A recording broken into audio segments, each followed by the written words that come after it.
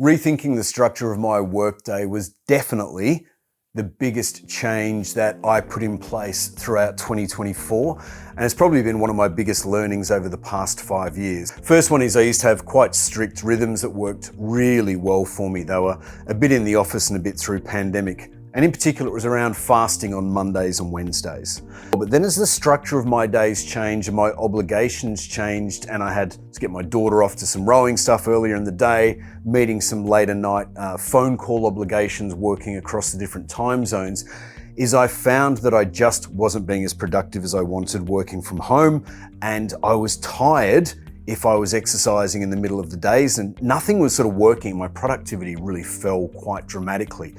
And even though I coach people in this, and even though I study this and think about this, it's sometimes quite hard to apply the same rules to ourselves. So I signed up and I did a 10-week course with a guy called Craig Harper. And we were talking about productivity, we were talking about getting joy out of our days, staying focused, and a key theme that was coming up in the groups was about consistency. How do we find consistency? And Craig had an awesome line, which was, we have to make the processes around our life so good and improve our accountability so well so that when our motivation drops and our enthusiasm drops, the framework around us keeps us progressing until we sort of get back on the emotional motivation bandwagon, if you like.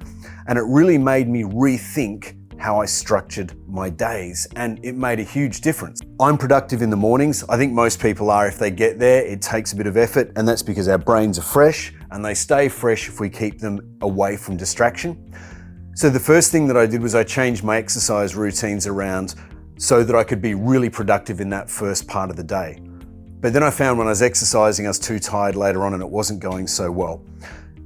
Then what I realized was I needed to work away from home because I was missing the energy of other people. So I changed my routines around so that I went and worked somewhere else for the first few hours of the day. It was the best thing I ever did because I turned up, I sat down, I worked, no distractions, 2 monitors, keyboard, mouse, job set, jobs done, whilst my energy was flowing. And that was great for a bit, but then I was burning out too early in the day. I was getting 3 hours of great work in, but I wanted 5 hours of great work in. So I realized I needed to take my own advice and work a bit more, then take some better breaks, and then refresh myself a bit better and force myself to walk away from the tasks a bit more, hydrate, energize, stretch, close my eyes and do non-sleep rest, which is pretty awesome, and find ways to keep my energy flowing really well throughout the day. And for me, one of the best things I did was try and get that 6 hours in, exercise, and then just take an hour or so off and just wander around the garden, chat to a mate, go down the shops, walk the dogs, anything that was super easy to do. Then when I felt ready and recharged later on, get back and do some work. And it was awesome. No two ways about it, the Nana Nap, that non-sleep deliberate rest, NSDR. I think Andrew Huberman talks about this quite a bit. And it's worked so well, I now don't feel guilty that if after 3 hours I'm knackered, I literally lie down on the couch with an eye mask on and just chill out for a bit. I then find after about 20 minutes, make a cup of tea, big glass of water, sit back at the desk. Takes a couple of minutes to tune in. After about 5 minutes, I feel good. After 10 minutes, I'm back in the flow. And it's been a game changer. It has literally been, don't try and get 5 hours of focus done. Get 3 hours done, have a break, 2 hours done, have a longer break, rest, and then I can do another 2 or 3 hours great work. Then if I need to, another couple of hours of phone calls and that offshore time zone work done later on. I don't worry about the time so much. I worry about what I need to get done. I mix that in with the flow state balance by designing good days, by not feeling guilty if I'm tired on one day because maybe I haven't rested so well. I've started wearing the Oura ring, tracking my time and just watching what really works for me.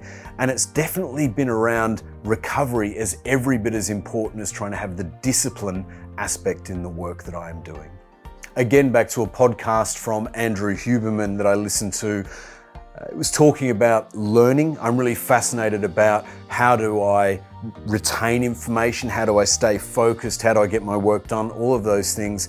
And something that I'd not heard about was about these ultradian rhythms, which seem to be sort of 90-minute cycles that we go through the day where we go through peak energy and then we drop off. I'm not going to go into it here in detail, but I am going to suggest have a good look at ultradian rhythms, have a good look at Pomodoro, have a look at non-sleeping rest periods, and just play with them and find out what works. It's totally changed the way I'm looking at my days, and it is having a massive impact on the amount that I'm getting done every day. And it's just making the days feel so much easier.